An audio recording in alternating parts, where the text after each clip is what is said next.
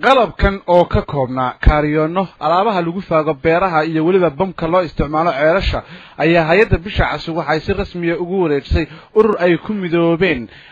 beeraleyda gobolka Sool iyadoo xaflad si heer sare loo soo agaasimay oo ay goobjoog ka ahaayeen maamulka gobolka iyo kan degmadana lagu qabtay xarunta dawladda hoose ee degmada Laascaanood iyadoo markaasna si weyn loogu mahadceliyay hay'adda bisha cas isla markaana lagu tilmaamay inay tahay hay'adda kaliya ee waxqabad ka samaysa gudaha gobolka Sool markasto oo la joogo aan soo xusuusto bisha casna waa xusuustaa waayo hay'ad kale oo wax ka qabata ilaa iyo hadda aad bay u yartay DRC ba xoogaa marmartu ku kuleyso inuu ma sii farabadna saaxiibkay haba ay maqleen marka waxaan leeyahay ilaahay waxaan ka baryaa sida bisha cas soo uga qabanaysa inay idin tuso hay'adda bisha cas ayaa muddooyinkii u dambeeyay waxay gobolka Sool ka waday ololooyin kala duwan oo ay ka mid ahaayeen suuliye loo qoday dadka barakacayaasha ee ku nool tuulooyinka ku tirsan gobolka Sool ee ka soo barakacay abaarihii baahsanaayay muddooyinkii la soo dhaafay ka dhacay gobolka Sool sidoo kale hay'addu waxa ay waday mashaariic ay ka mid ahaayeen qashin ururis loogu sameynayo dadka barakacayaasha sidoo kale hay'addu waxa ay soo gabagabaysay mashaariic ay ka mid ahaayeen qalab la guddoonsiinayay dadka danyarta oo ay ka mid ahaayeen qalabka loo isticmaalo guryaha sidoo kale waxay hay'addu dhawaantan soo afjartay qashin gubis ka socotay kunaha magaalada Laascaanood oo ay ka faa'iideysanayeen dadka danyarta ee u badan ragga barakacayaasha ee ka soo hayaamay koonfurta dalka Soomaaliya kulankan ayaa waxa la isla qaatay in hay'adda bisha cas ay tahay hay'adda kaliya ee ugu dhaqdhaqaaq iyo waxqabadka badan gudaha gobolka Sool mashruuc DRC-du ay bilowday aan ka bilownay DRC-da ee bisha cas ay wada bilaabeen bishii July kowdeedii aan ka wada bilownay mashruucaas wuxuu isugu jiray 7 qaybood qayb waxa ahayd cash lift ama cash for work ama shaqo abuuris dadka IDP-ga dumarka faneerka IDP-ga shaqo loo abuuray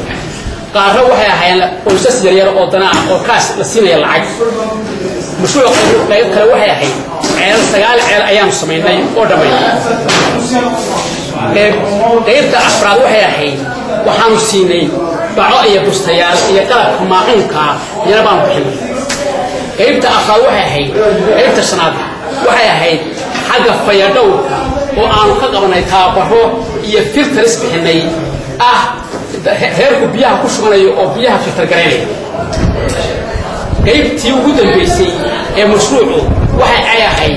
waa qalabkan beeraleyda oo aan beeraha inaan taabaro qaab la sino waa qaybtii ugu dambeysay mashruuca qaab baa u socdaa sida cash for work oo kale u socdaa oo weli wax samay gaadhin laakiin mashruucina waxay one time qabanayo marka qaybtii ugu dambeysay ee toddobaad ka boolintii ee mashruuca DRC kamid ahaa ayaan rabnaa qaybtii ugu dambeysay inaad goobjoog naga ahaataan waxaana la bilaabay mashruuca maayarka ayaana la bilaabay kamasakaysi aad u mahadsan yahay weyna nagala qabtay waxaan rabaa marka hadalka ma badinayo qalabkaasi wuxuu isugu jiraa waxa weeyaan waa tuutooyinka plastic ah waa bamka biyaha soo saara waa garweynta lagu fasho alaabta oo 40 xabo oo madarad runtii hay'adda ugu firfircoon magaalada degan waa bisha cas weeye hay'ad kala wadayna oo joogto wax kale oo adeerto muuqan kara iyadii MBA noojibariyahan meel ka baxday ma arag laakiin bisha cas intii atmarteeda oo shaqeynaysaa ama hay'ad kale ha keento ama maxaa meelaha soo marto ama wuxuuna waa aad ugu naadsanyihiin kulay anoo hadda muddo 3 bilood joogayo inta ay qabteen magaalada wax weey wax balaaran ka qabteen qashin hal gurab bacaal uriyo hala sameeyo godad qashinka lagu gubo hala keeno muxuu ahaa qolada beeraleyda waxa loo keeno way ku maadsan yihiin dadkii waxaa mahad iska leh bisha cas oo caawamadan aadka u quruxda badan u soo fidisay beeraleyda horena wax qabadkooda aan u aragnay oo ceelal si sharaf leh noogu xidhay ceelashaas aad iyo aad loogu baahnaa oo roob walba dumi jiray marka roob xoog uu helo beertan u geysan jiray ceelkaas markuu beertii ka dib dhaawac fara badan beeraleyda dalada ah ee aan u mas'uul ka ahayna waxaan u gaarsiinaynaa si cadaalad oo siman oo waa dhigayna waxay leeyihiin